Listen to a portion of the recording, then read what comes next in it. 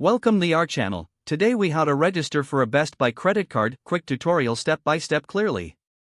To register for a Best Buy credit card, start by visiting the Best Buy website. Look for the credit card section, usually found in the main menu. Click on the option for the Best Buy credit card. You will be directed to a new page with information about the card. Read through the details to understand the benefits and features. Locate the Apply Now button and click on it.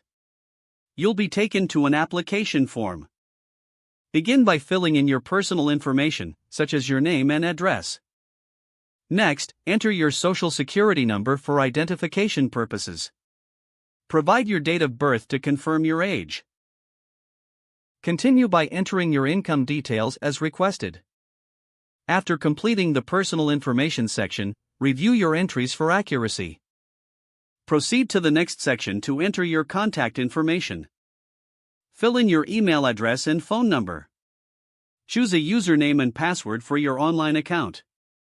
Read the terms and conditions carefully before agreeing. Once you understand the terms, check the box to accept them. Finally, submit your application by clicking the Submit button. You will receive a confirmation message regarding your application status. If approved, follow the instructions to activate your card. Congratulations, you are now ready to use your Best Buy credit card. If the page does not load, refresh the browser or try again in a private or incognito window. Make sure you are using the correct email address, then retype it carefully to avoid small typos. If your password is not accepted, use the reset option and create a new strong password you can remember.